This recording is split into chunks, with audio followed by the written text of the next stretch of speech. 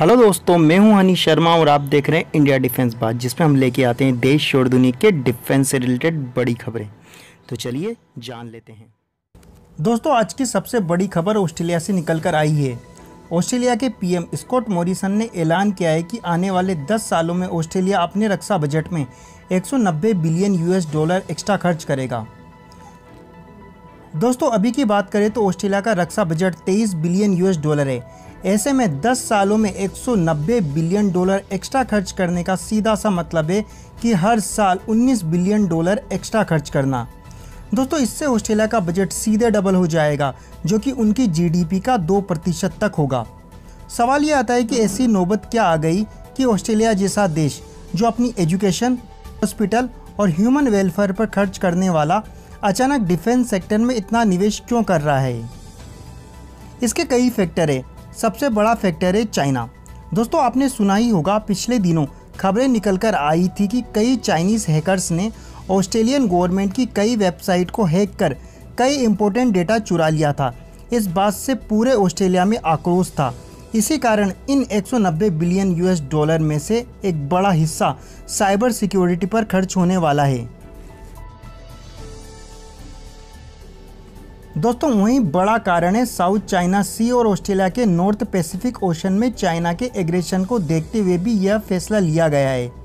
यार, आज की बात करें तो ऑस्ट्रेलिया दुनिया का छठा सबसे बड़ा लैंड एरिया वाला देश होते हुए भी उसकी आर्मी ना के बराबर है, जिसका सबसे बड़ा कारण है किसी भी दुश्मन देश का ऑस्ट्रेलिया के आसपास न होना।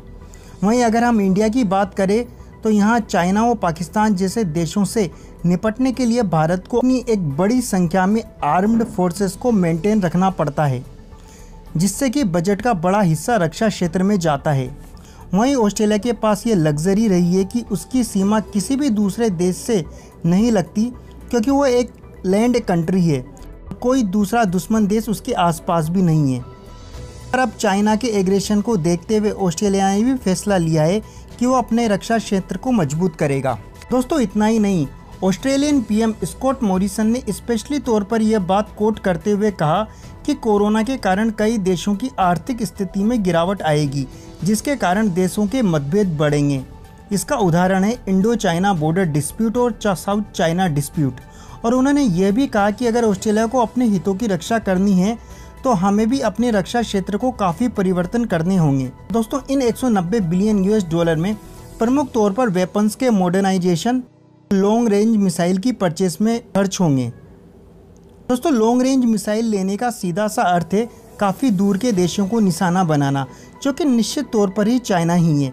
दोस्तों, ये मिसाइलें लॉन्ग रेंज होगी या ICBM होगी, अभी ये बात निकल कर नहीं आई है। इतना ही नहीं, ऑस्ट्रेलिया एंटी-शिप मिसाइल भी US से खरीदेगा।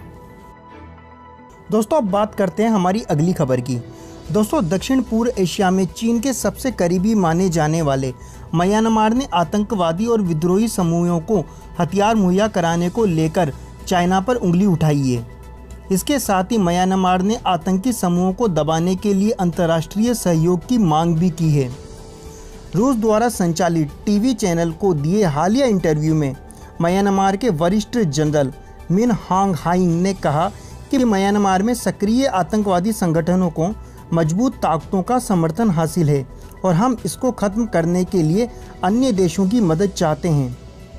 दोस्तों, मजबूत ताकतों का सीधा सा मतलब है पड़ोसी चीन के रूप में देखा जा रहा है। म्यांमार के सैन्य प्रवक्ता ब्रिगेडियर जनरल जा मिन टुन ने बाद में म्यांमार के सशस्त्र बलों के कमांडर इन चीफ द्वारा की गई टिप्पणी को विस्तार पूर्वक बताया। प्रवक्ता ने कहा कि सेना प्रमुख अराकान आर्मी और अराकान रोहिंग्या सॉल्वेशन आर्मी का जिक्र कर रहे थे, जो कि पश्चिम म्यांमार में राखिन राज्य में सक्रिय आतंकवादी संगठन है। उन्होंने बताया कि साल 2019 में सेना पर हुए माइन अटैक में इस्तेमाल किए गए अधिकतर हथियार चाइना द्वारा निर्मित थे। इन हथियारों के इस्तेमाल किए जाने पर उन्होंने कहा कि अराकान सेना के पीछे विदेशी देश का हाथ है। तब म्यांमार की सेना ने नवंबर 2019 में प्रतिबंधित नेशनल लिबरेशन आर्मी से सतह से हवा में मार करने वाली मिसाइलें सहित भारी मात्रा में हथियारों का भंडाफोड़ किया था, जिसकी प्रत्येक की कीमत तकरीबन $1 लाख तक थी। तब उन्होंने इन हथियारों का कनेक्शन चीन के साथ बताया था। हालांकि चीन आधिकारिक रूप से इस बात से इनकार करता रहा है कि वह म्यांमार में आतंकवादी समूहों को हथियार सप्लाई करता है, लेकिन दोस्तों म्यांमार की तरफ से अधिकतर बार इस तरह की बात करके संकेत दिया जाता है कि इन आतंकवादी संगठनों के पीछे चाइना का हाथ हो सकता है।